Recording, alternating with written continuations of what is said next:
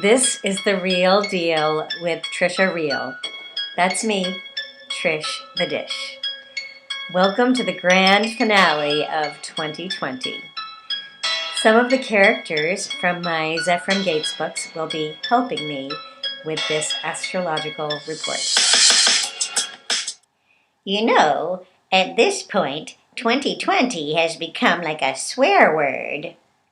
Yeah, what in the 2020 is that about? It's true. It's been a very challenging year. We've experienced a pandemic, lots of intensity and isolation, political insanity, and so much uncertainty. Turns out the spread of COVID is based on two things: how dense the population is, and how dense the population is. Anyway, on Solstice, December 21st, 2020, Saturn and Jupiter will come into an exact conjunction in Aquarius. We are entering an epic new season in more ways than one. Ho, ho, ho, ho, ho, ho, ho. Yup, I've been making a list and checking it twice. Going to find out who's Nazi and nice. Ho, ho, ho, ho, ho, ho, ho. Jupiter, the planet of luck and expansion, and Saturn, the planet of form and structure, come into a conjunction every 20 years. But the last time they came together in Aquarius was a little under 800 years ago, in November of 1226. Well, that was a long time ago. How do you know? Well, we have records.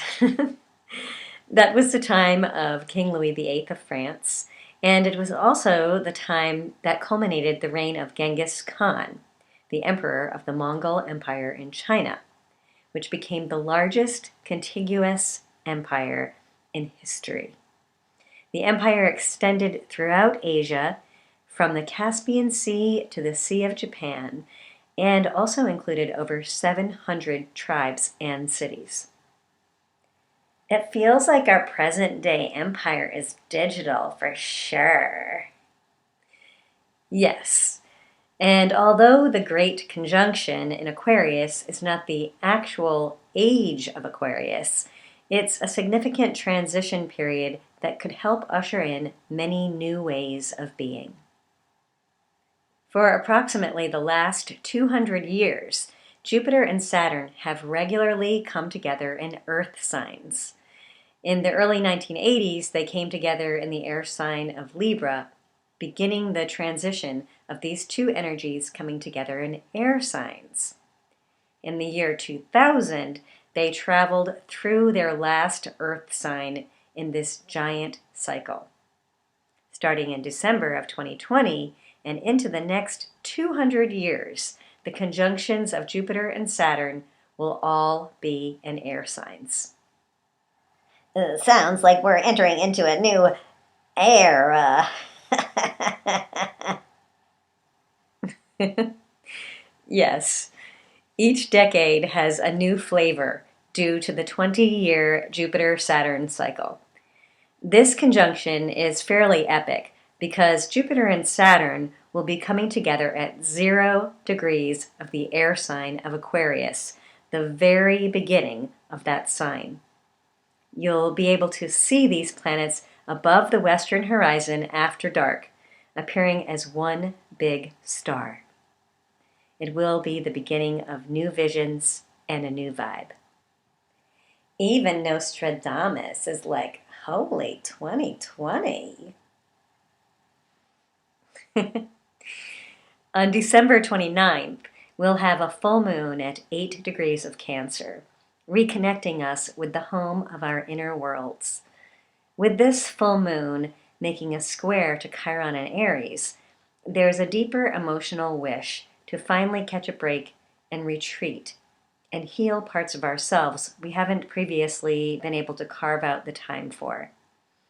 We may feel sentimental or nostalgic as we look back and look within. You know, even though I'm getting older, I still don't need glasses. Yeah, I just drink straight from the bottle.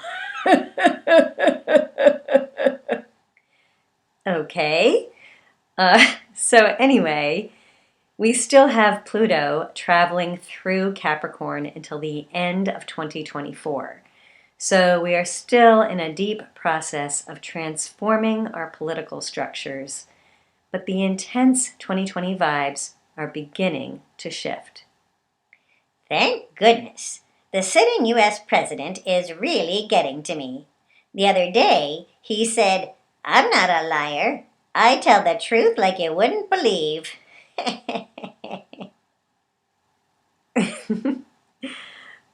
Pluto in the later degrees of Capricorn and Mars in the later degrees of Aries makes a challenging square and culminates on December 23rd and Christmas Eve Day.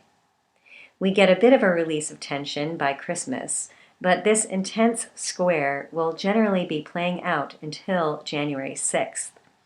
It's a spiritual battle of the gods, in a way, coming to an end close to the runoff election in Georgia in the U.S. At this point, the only thing that number 45 will be able to declare without anybody contesting it is bankruptcy.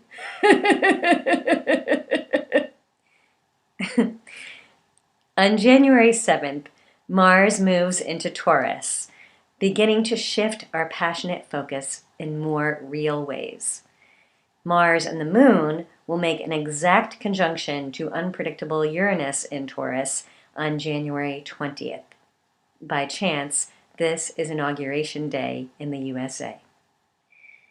I heard that they're going to disinfect the entire White House before Biden moves in. Officials told Biden that at this point it would be safer if he moved into a bowling shoe.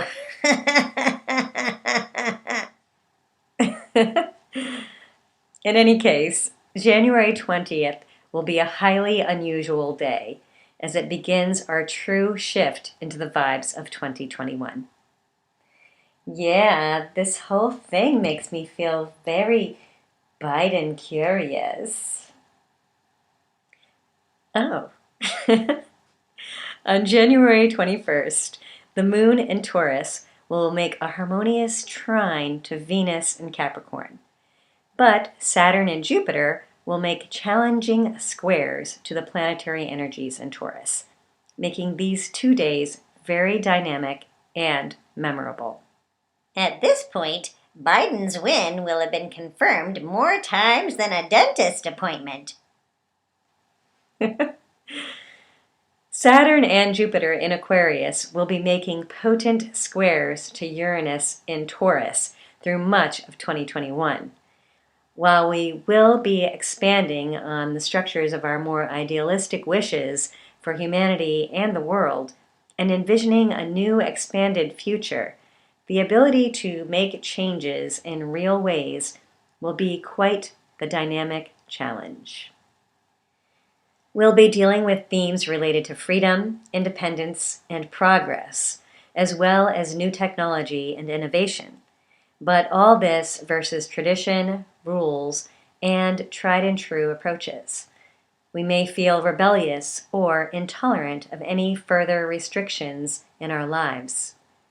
Rules and limitations can feel more challenging to tolerate, but without some lines drawn, life could begin to feel too chaotic. It's the next level of challenge with COVID and so many other important issues. For instance, it looks like a large chunk of the population might even get the COVID-19 vaccine by July of 20 yada yada yada. Anyway, with Jupiter also square Uranus, our wishes for personal freedom and liberation get sparked and amplified. Embracing real change and thinking outside the box is a big part of 2021. Being that these energies are in fixed signs, the things that we establish for ourselves will more likely stick. So choose to embark on a future you'd actually like to grow into. Anywho, happy solstice and happy new year to all. If you enjoyed this report, or if you're interested in scheduling a reading with me, ordering an astro poem, or learning more about the Zephram Gates characters, you can communicate with me here, or buy my books on Amazon or through the Zephram Gates website. Please share this video, like, and subscribe. You can also donate to my Patreon page at patreon.com/Tricia Riel. Links provided below. I'm Trish the Dish, and this has been The Real Deal with Tricia Riel.